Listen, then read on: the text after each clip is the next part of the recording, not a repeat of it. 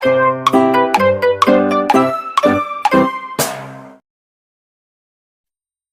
Welcome to my channel. ఇప్పుడు creamy coffee ఎలా తయారు చేయాలో చూసేద్దాం.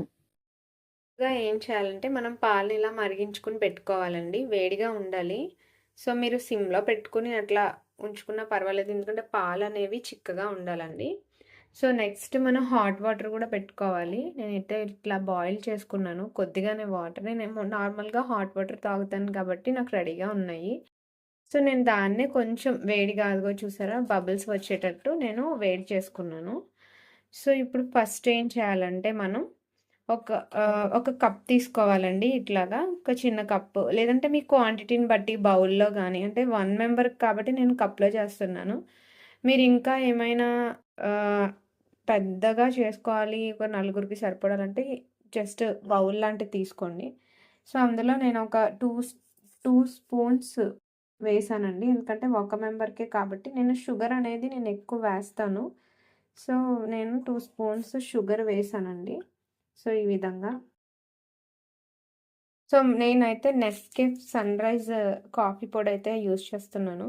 సో, మీరనుకోవచ్చు దీనికే వస్తదా క్రీమీ కాఫీ లేదంటే నార్మల్ కాఫీ పౌడర్ కూడా వస్తదా? అంటే బ్రూకి కూడా వస్తదండి. కానీ టైం పట్టుద్ది. నెస్‌కెఫ్ వచ్చేసేటప్పటికి మనకి చాలా ఈజీగా అయిపోతుంది. ఈ ఈ కాఫీ పౌడరు.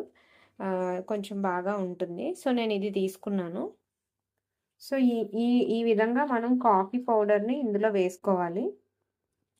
అంటే 2 టేబుల్ స్పూన్స్ మనం షుగర్ వేసుకుంటే 1 టేబుల్ స్పూన్ ఖచ్చితంగా కాఫీ పౌడర్ అనేది ఉండాలి. స్ట్రాంగ్ కాఫీ పెట్టుకోవాలి కాబట్టి నేను కాఫీ పౌడర్ అనేది కొద్దిగా ఎక్కువగానే వేసుకున్నాను.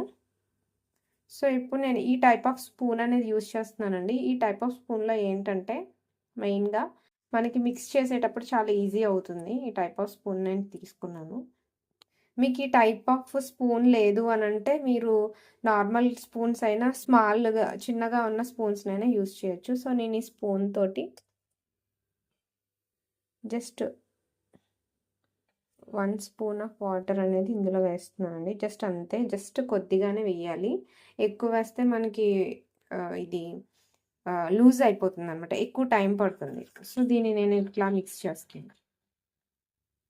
ఇట్లా మొత్తం కూడా ఇలాగా కలిసేలాగా మనం మిక్స్ చేయాలి.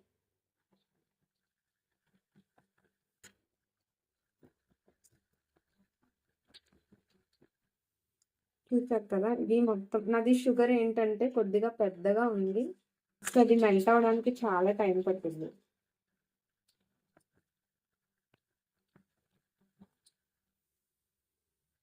సో, చూసారు కదా! ఇట్లా థిక్‌నెస్ వస్తుందనమాట. మనం మిక్స్ చేసే కొలది ఇట్లా థిక్‌నెస్ వస్తుంది. ఇది ఇంకా చెయ్యాలండి. బాగా క్రీమ్ ఎక్కువ ఉండాలి కాబట్టి.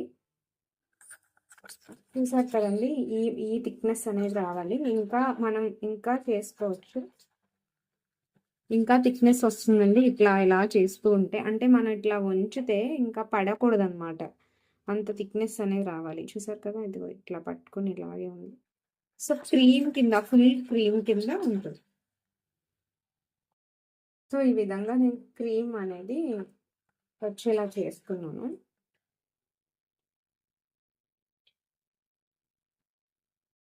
ఇప్పుడు మనం వేడి చేసిన పాలున్నాయి కదండీ! ఈ పాలని మనం ఇందులో వేసుకోవాలి.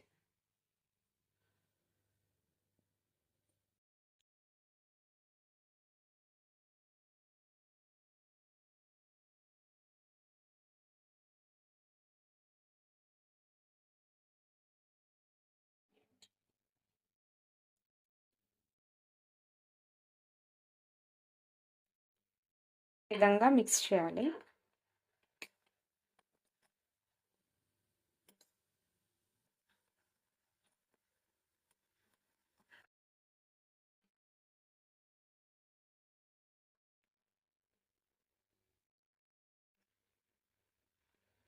మీకు ఎక్స్‌ట్రా ఏమైనా క్రీమ్ ఉంటే దీని పైన పక్కకు తీసి మిక్స్ చేశాక కొద్దిగా పైన కూడా మనం వేయొచ్చండి. సో, ఈ విధంగా అయితే మనం కాఫీ అనేది పెట్టుకుంటే చాలా బావుంటుంది. ఒక్కసారి కాఫీ టేస్ట్ చూసిన వాళ్ళైతే నా ఎక్స్‌పీరియన్స్ అయితే నేనెప్పుడు కాఫీ పెట్టినా అసలు బాలేదు అనే వాళ్ళే ఉండరు.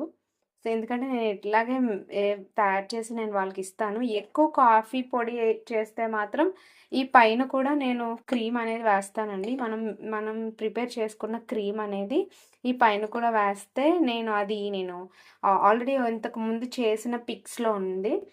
అది నేను ఈ వీడియోలో నేను అటాచ్ చేస్తాను చూడండి. సో, అందులో అయితే మీకు ఫుల్ క్రీమ్ మిల్క్ అనమాట. క్రీమ్‌గా ఉండి పైన కూడా కాఫీ అనేది మిక్స్ అనేది క్రీమీ మిక్స్ అనేది నేను పైన వేసి చూపించాను. సో, అలాగా మీరైతే టేస్ట్ చేస్తే ఈ కాఫీ అనేది చాలా బావుంటుంది. ఎవరైనా గెస్ట్‌లొచ్చినప్పుడు కూడా మనం ఇట్లా ముందుగానే ప్రిపేర్ చేసుకొని ఫ్రిడ్జ్‌లో గానీ పెట్టుకుంటే, సో, హాట్ మిల్క్‌లో మిక్స్ చేసుకుంటే అది సరిపోతుంది. సో, రెడీగా మనం ఇన్‌స్టంట్‌లా కూడా ఆ క్రీమ్‌ని యూజ్ చేసుకోవచ్చు. మనం రిఫ్రిజిరేటర్‌లో పెట్టుకొని. అదేవిధంగా కోల్డ్ కాఫీ కూడా నేను నెక్స్ట్ వీడియోలో మీకు కోల్డ్ కాఫీ కూడా ఎలా ప్రిపేర్ చేసుకోవాలనేది కూడా నేను చెప్తాను. Thank you.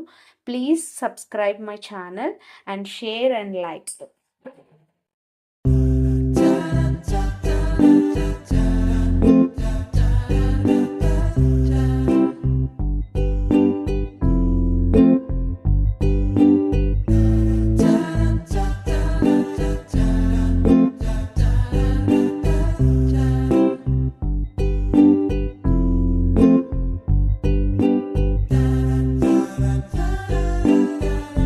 Thank you for watching.